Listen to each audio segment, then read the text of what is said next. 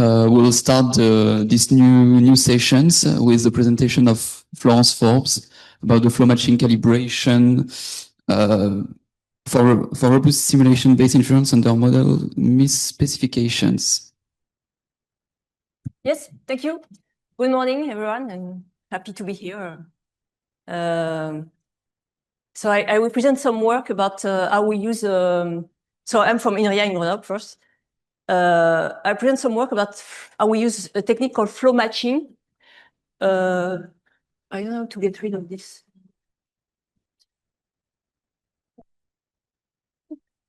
Yep. So it's flow matching in a context which is called simulation-based inference.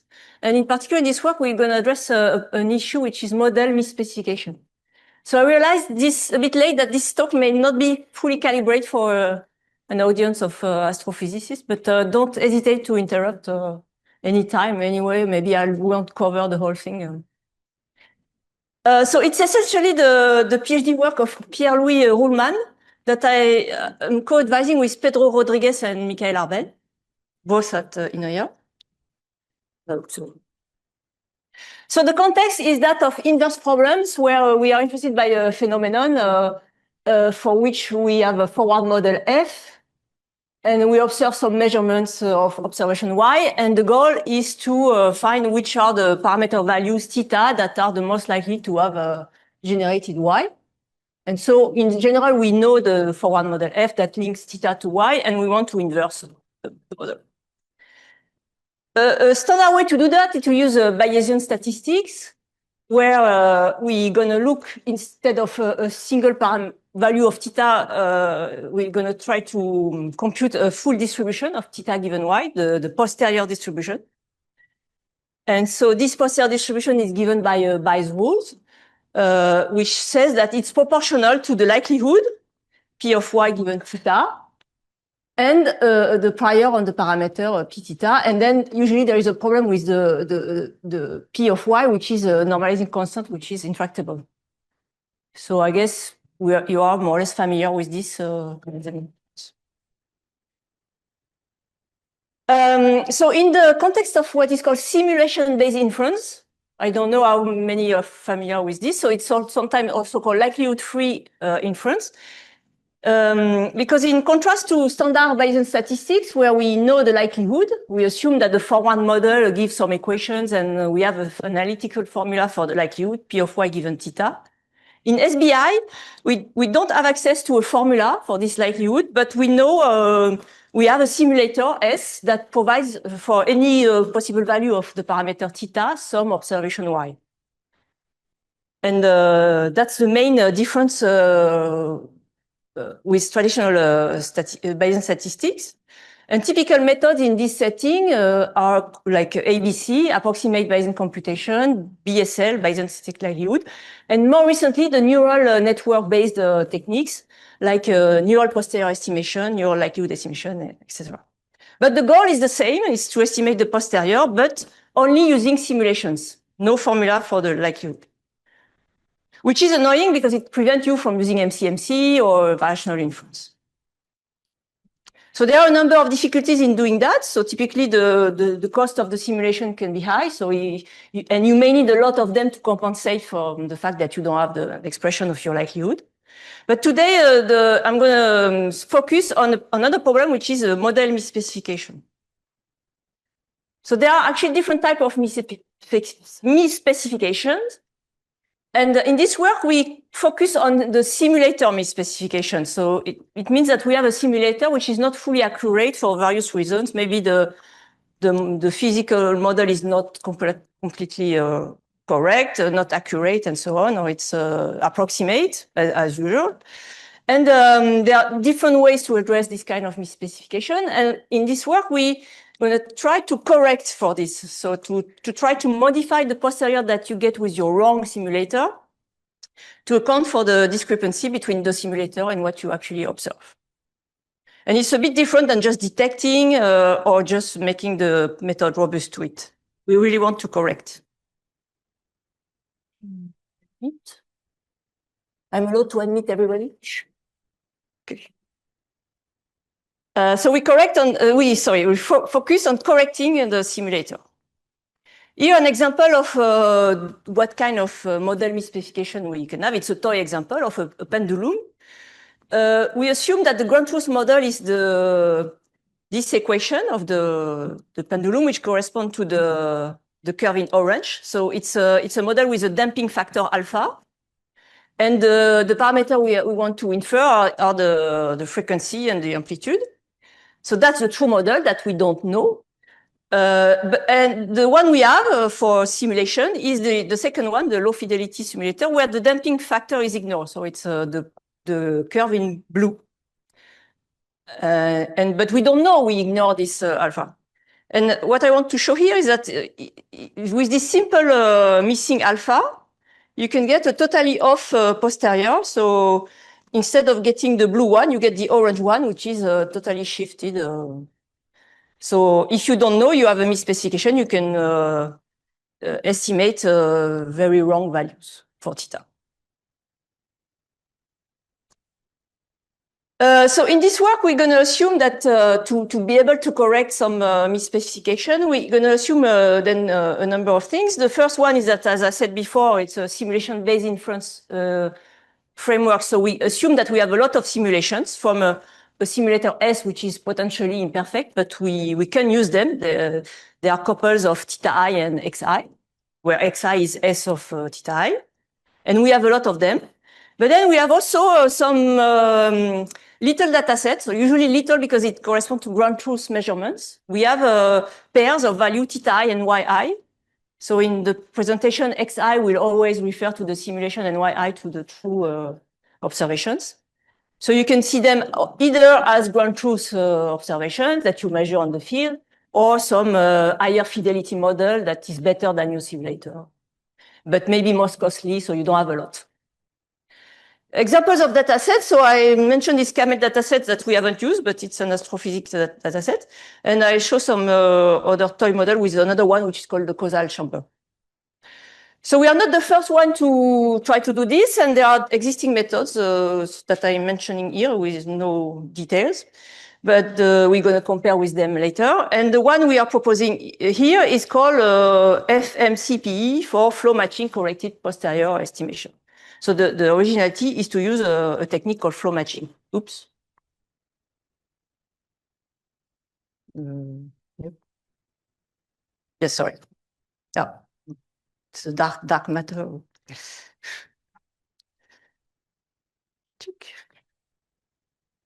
Voilà, sorry. So this method, FMCPE. So again, we assume that we have a lot of simulations, theta I and xi, potentially a bit wrong. And we assume that we know how to estimate with something called, for instance, the technique I mentioned earlier, the neural posterior estimation. We have an approximation. So I don't know if you see the hat, it's p hat of theta given x. So it's an approximation that we learn from all these abundant simulations. And we know it's a wrong posterior, but at least we have it. And then we have these calibration datasets. And the goal is to leverage both the existence of p hat and the calibration set to correct and get the target, which is p of theta given y. And so the approach is in two steps. We're going to first try to design first what is called a source distribution pi of theta given y, which is going to represent a first guess for the target. And then we're going to use a technique called flow matching to transport this first guess to the target. And for some reason, it's advantageous compared to existing methods because it does not assume any, doesn't make any assumption on the type of misspecifications, in contrast to some other methods. And also, you can plug that in on every technique that you may have to estimate p hat, sorry. P hat. So you can take your favorite p hat of theta x with your simulator and apply this technique on the top.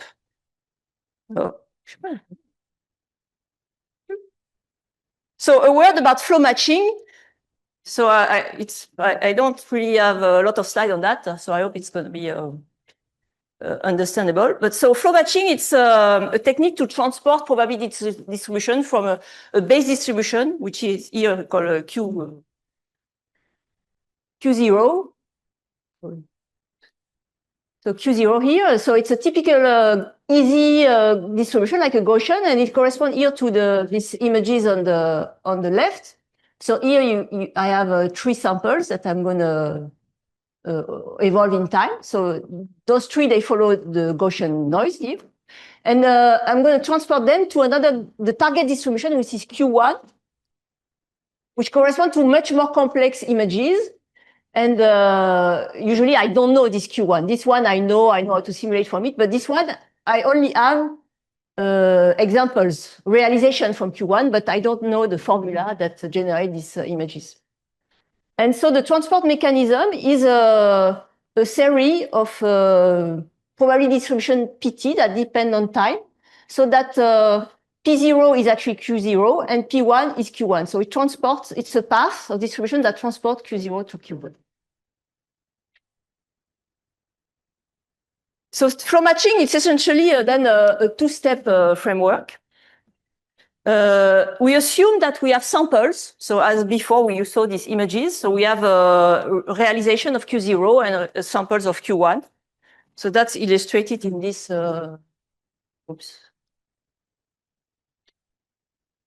in this plot here. So here I have here P is Q0 and Q is Q1. I don't have the full distribution, but I have examples. So this little noisy image and this little image of the dog. The first step is to choose a probability path. So PT, a series of PT to go from one to the other. So here, those are formulas. So I know how to go from Q0 to Q1. The second step is to learn what is called a velocity field that implement this path. And once you have learned this velocity field U,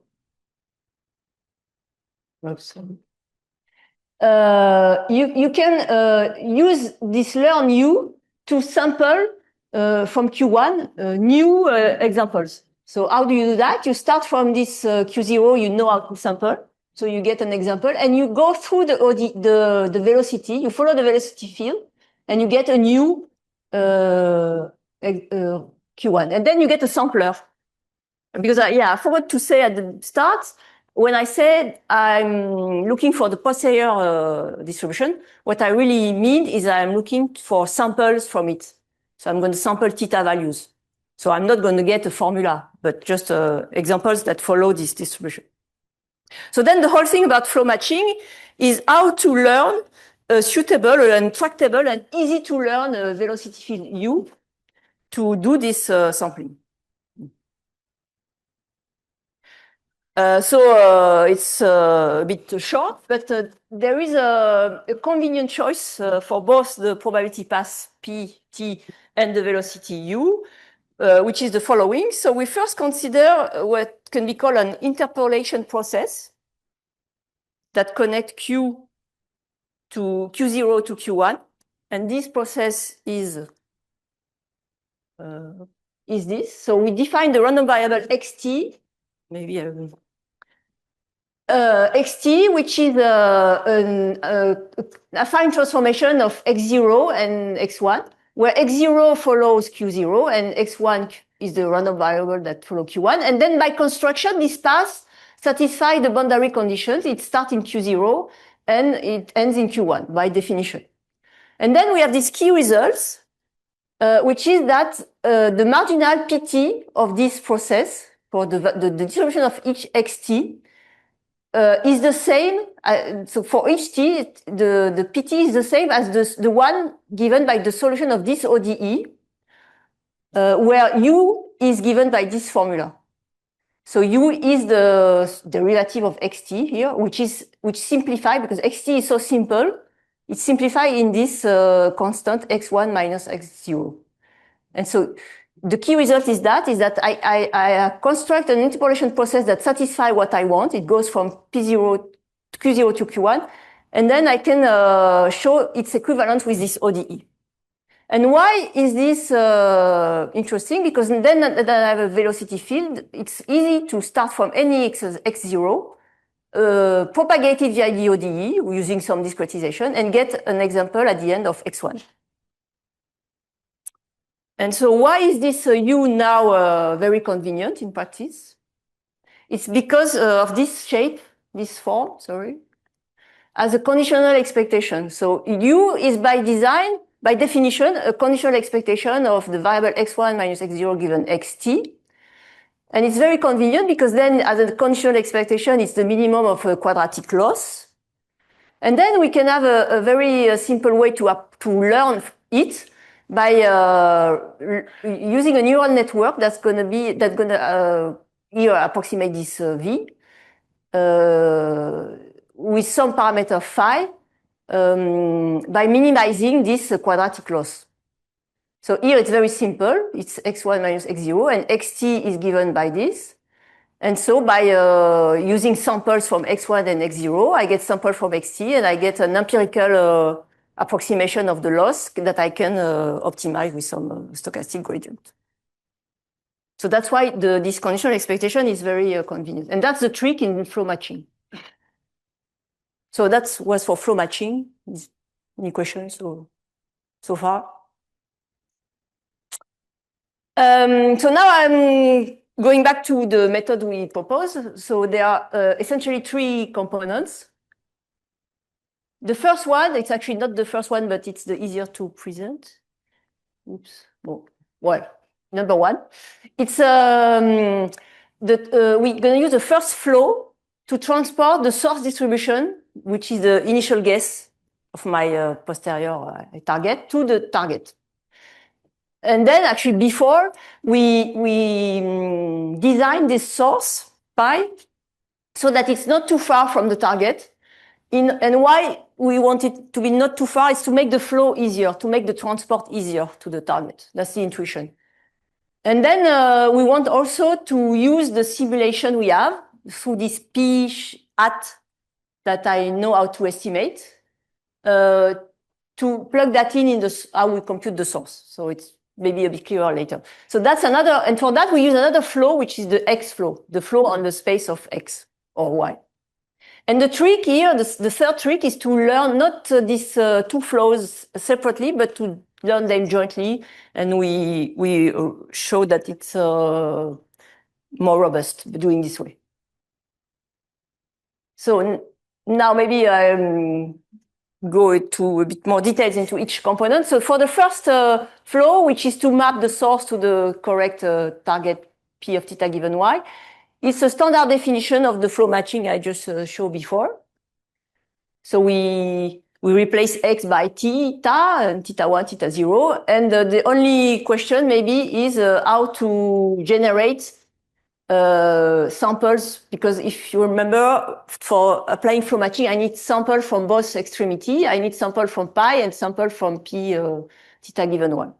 For the extremity, the targets, I can use the calibration set. Remember, I'm assuming that I have a small set of theta and y value. By definition, they follow the distribution, the joint distribution, and so theta 1 follow the distribution of the target. For the source distribution, it's in component 2, it's coming. I'm going to use the source distribution I'm designing and sample from it to get sample from the first, the starting point of the ODE. Okay, so how to construct this source pi of theta given y? We actually look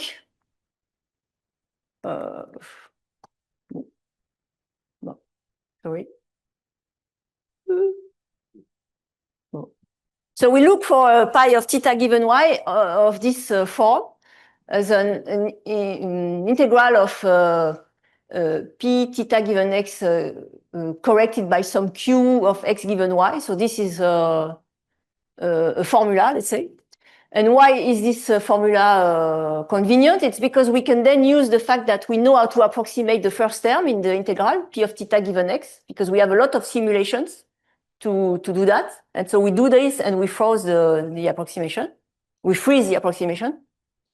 And then the whole thing is to learn the q of x given y. And you can see it as a sort of bridge between the true observation y and the simulation x.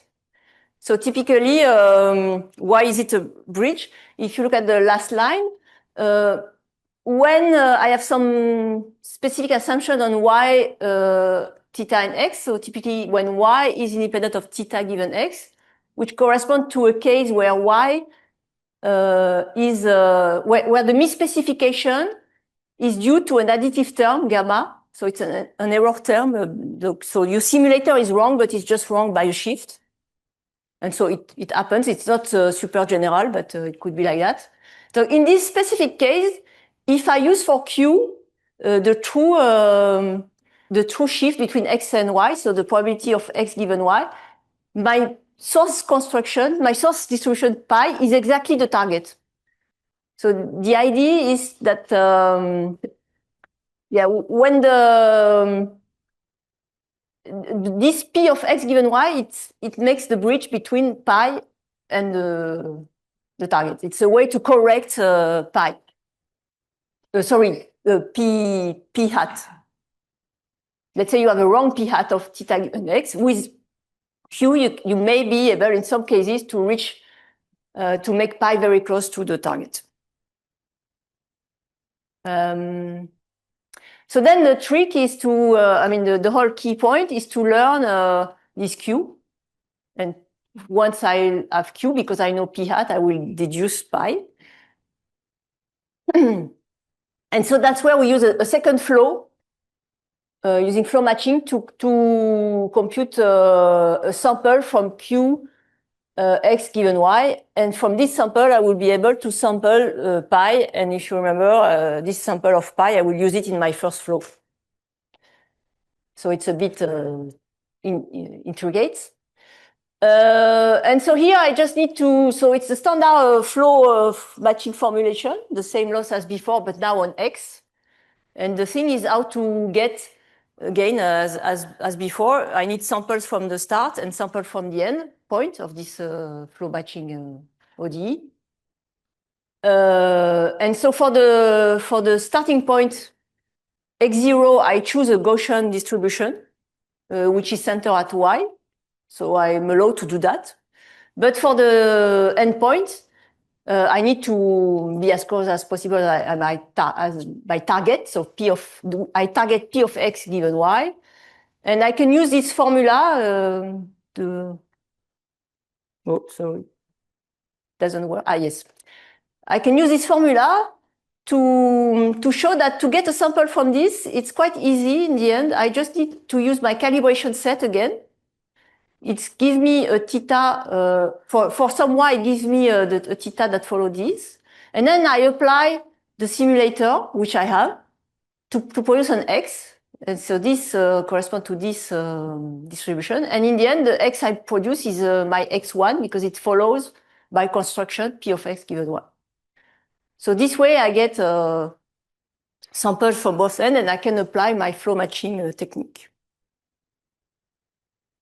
Well, and then component tree, I will go a bit faster. It's just the idea of, instead of sequentially estimating the flow in X and then use that in the flow in theta, we estimate them jointly, which is which correspond to optimize the sum of the loss instead of just each loss separately. So it's not a big deal. But in practice, numerically, it works. So is it okay in terms of time? Yeah, so I can stop here just to show you that some experiments, but as usual, it works. So we actually, at the moment, we have essentially toy examples. So we made some experiments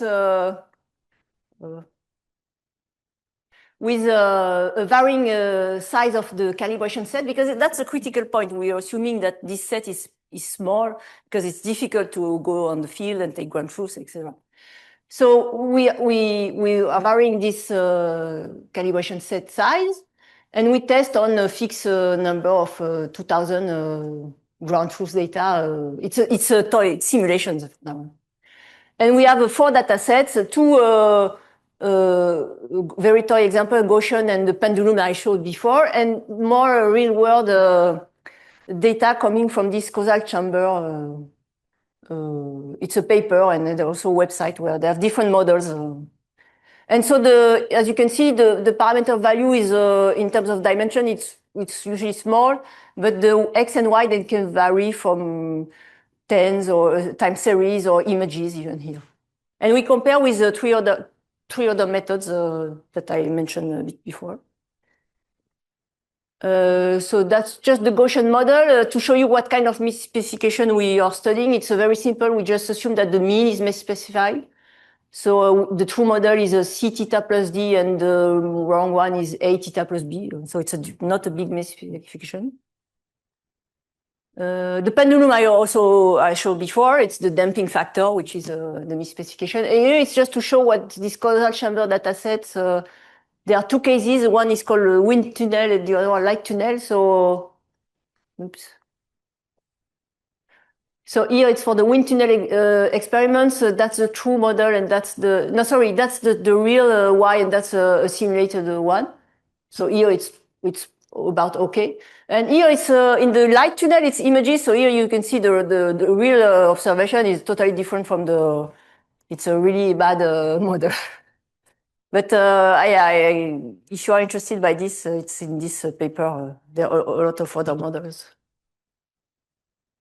Okay, so then it's a bit horrible, but just here I want to mention the fact that for evaluation we need metrics, and that's an issue by itself because usually we don't have the ground truth. We don't have the value because that's what we are looking for. So we don't have a true sample from the true. But see, well, so the way to compare samples are with this. There are a number of metrics to compare samples. So the first, no, sorry. So the first the first three mentioned here, the C2ST, GC2ST, and the Wasserstein distance and the MMD are distances between samples. So we can measure that. And the MSC is the standard mean square error. We are measuring our, for this simulation, we know the true parameters. So we are measuring how far we are from it. And so then in the box plot, they represent repetitions of the experiments and different methods. And roughly the blue one is the hours, and it's never worse than the others. And it's performed sometimes quite better. And so the lower the better for all these metrics. And this may be a more visual example of the posterior estimation. So here we are varying the calibration set from 10 to 200. And the goal is to find the posterior distribution center at the cross of the two lines. And you can see that our method in blue is generally better than the other ones, at least in the sense that it's more or less a unimodal, where the other ones sometimes are even put masses everywhere. So that's this kind of results. And yet that's it. So here I have a sort of graphical summary, but thank you, and I'm happy to answer questions.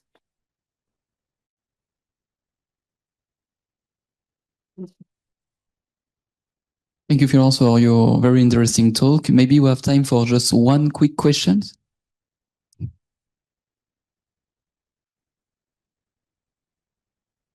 Thank you for the talk. I have a question about when you don't know which misspecification you're having, or if you want to evaluate the correction without the ground truth. For non-SBI methods, we have techniques such as posterior predictive checks that enable us to check that the model at least is able to reproduce the observations. Is there a similar technique that you could use for SBI in order to validate that the misspecification was correctly corrected? Yeah, you can use some coverage metrics like it's called SBC. I don't remember. It's simulation-based coverage, maybe. And then another one. Yeah, there are other metrics of this type. Yes. Okay. To basically, you check, you estimate your theta, you rank it. How does it work?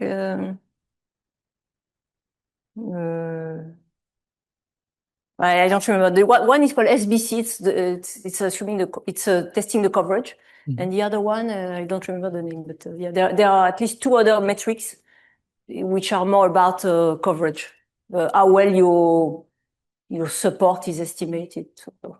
Okay, thank you very much. Maybe we have time for just one other quick question.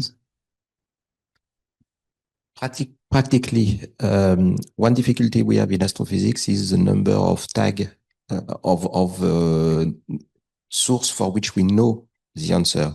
So how many do you need? You said at least 10 or? Yes, 10 is already doing something. 10, you see it's correcting here, for instance, the pink one is assuming that there is no misspecification. So it's the here, for instance,